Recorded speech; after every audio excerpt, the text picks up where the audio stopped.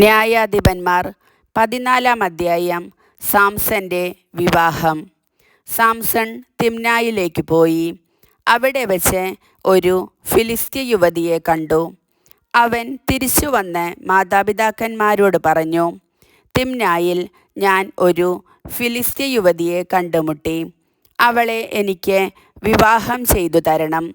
അവർ പറഞ്ഞു, നിന്റെ ബന്ധുക്കളിലോ നമ്മുടെ ജനത്തിലോ സ്ത്രീകളില്ലാഞ്ഞിട്ടാണോ നീ അപരിച്ഛേദിതരായ ഫിലിസ്ത്യരുടെ ഇടയിൽ ഭാര്യയെ അന്വേഷിക്കുന്നത്?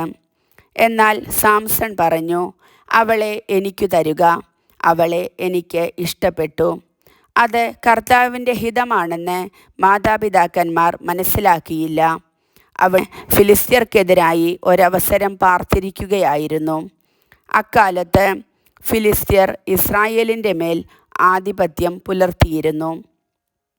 സാംസൺ മാതാപിതാക്കന്മാരോട് കൂടെ തിമ്നായിലേക്ക് പോയി. അവിടെ ഒരു മുന്തിരിത്തോപ്പിൽ എത്തിയപ്പോൾ ഒരു സിംഹക്കുട്ടി അവൻ്റെ നേരെ അലറി വന്നു.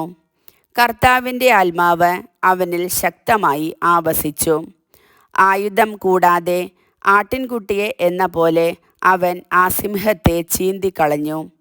എന്നാൽ മാതാപിതാക്കന്മാരെ അക്കാര്യം അറിയിച്ചില്ല. സാംസൺ ആ സ്ത്രീയോട് സംസാരിച്ചു. അവന് അവളെ വളരെ ഇഷ്ടപ്പെട്ടു. കുറച്ചുനാൾ കഴിഞ്ഞ് അവളെ കൂട്ടിക്കൊണ്ടു പോകാൻ അവൻ വന്നു. വഴിമധ്യേ ആ സിംഹത്തിൻ്റെ ഉടൽ കാണാൻ അവൻ തിരിഞ്ഞു. അതാ സിംഹത്തിൻ്റെ ശരീരത്തിൽ ഒരു തേൻകൂട്. അവൻ അത് അടർത്തിയെടുത്ത് ഭക്ഷിച്ചുകൊണ്ട് മാതാപിതാക്കളുടെ അടുത്തെത്തി. അവർക്കും കൊടുത്തു. അവരും ഭക്ഷിച്ചു. എന്നാൽ ചത്ത സിംഹത്തിൻ്റെ ഉടലിൽ നിന്നാണ് തേൻ എടുത്തതെന്ന് അവൻ അവരോട് പറഞ്ഞില്ല. അവൻ്റെ പിതാവ് യുവതിയുടെ വീട്ടിലേക്ക് പോയി. സാംസൺ അവിടെ ഒരു വിരുന്നു നടത്തി. യുവാക്കന്മാർ അങ്ങനെ ചെയ്യുക പതിവായിരുന്നു. അവനെ കണ്ടപ്പോൾ അവിടത്തുകാർ 30 പേരെ അവന് തോഴരായി കൊടുത്തു. സാംസൺ അവരോട് പറഞ്ഞു, ഞാൻ നിങ്ങളോട് ഒരു കടങ്കഥ പറയാം. വിരുന്നിൻ്റെ 7 ദിവസത്തിനകം ഉത്തരം പറഞ്ഞാൽ ഓരോ ചണവസ്ത്രവും വിശേഷ വസ്ത്രവും തരാം. ഉത്തരം പറയാൻ സാധിക്കാതെ വന്നാൽ നിങ്ങൾ 30 ചണവസ്ത്രവും അത്രയും വിശേഷ വസ്ത്രവും എനിക്കു തരണം. അവർ പറഞ്ഞു, നിന്റെ കടം കഥ കേൾക്കട്ടെ. അവൻ പറഞ്ഞു, ഭോക്താവിൽ നിന്ന് ഭോജനവും മല്ലനിൽ നിന്ന് മാധുര്യവും പുറപ്പെട്ടു. 3 ദിവസമായിട്ടും കടംകഥയുടെ പൊരുൾ അവർക്ക് പിടികിട്ടിയില്ല. 4-ാം ദിവസം അവർ സാംസന്റെ ഭാര്യയോട് പറഞ്ഞു, നിന്റെ ഭർത്താവിനെ വശീകരിച്ച് കടംകഥയുടെ പൊരുളറിഞ്ഞ് ഞങ്ങളോട് പറയുക. അല്ലെങ്കിൽ ഞങ്ങൾ നിന്നെ കുടുംബത്തോടെ ചുട്ടെരിക്കും. ദരിദ്രരാക്കാനാണോ നിങ്ങൾ ഞങ്ങളെ ക്ഷണിച്ചു വരുത്തിയത്? സാംസന്റെ ഭാര്യ അവൻ്റെ മുൻപിൽ കരഞ്ഞുകൊണ്ട് പറഞ്ഞു, നിനക്കെന്നോട് വെറുപ്പാണ്, എന്നെ സ്നേഹിക്കുന്നില്ല. എൻ്റെ ആളുകളോട് നീ ഒരു കടങ്കഥ പറഞ്ഞിരിക്കുന്നു. എന്നാൽ അത് എന്തെന്ന് എന്നോട് പറഞ്ഞില്ല.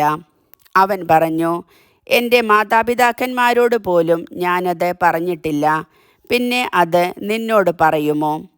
വിരുന്ന് അവസാനിക്കുന്ന 7-ാം ദിവസം വരെ അവൾ കേണു ചോദിച്ചു. അവളുടെ നിർബന്ധം മൂലം അവൻ അവൾക്ക് അത് വെളിപ്പെടുത്തി. അവൾ അത് തൻ്റെ ആളുകളോട് പറഞ്ഞു.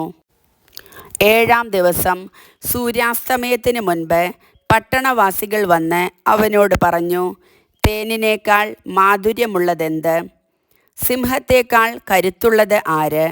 അപ്പോൾ അവൻ പറഞ്ഞു, എൻ്റെ പശുക്കിടാവിനെ കൊണ്ട് ഉഴുതില്ലായിരുന്നെങ്കിൽ കടംകഥയുടെ സാരം നിങ്ങൾ മനസ്സിലാക്കുകയില്ലായിരുന്നു. കർത്താവിൻ്റെ ആത്മാവ് അവൻ്റെ മേൽ ശക്തിയോടെ വന്നു. അഷ്കലോണിൽ ചെന്ന് പട്ടണത്തിലെ 30 പേരെ കൊന്ന് കൊള്ളയടിച്ച് കടംകഥയുടെ സാരം പറഞ്ഞവർക്ക് വിശേഷ വസ്ത്രങ്ങൾ കൊടുത്തു. കോപാക്രാന്തനായി അവൻ തൻ്റെ പിതാവിൻ്റെ ഭവനത്തിലേക്ക് പോയി. സാംസന്റെ ഭാര്യ അവൻ്റെ മണവാളത്തോഴൻ്റെ ഭാര്യയായി.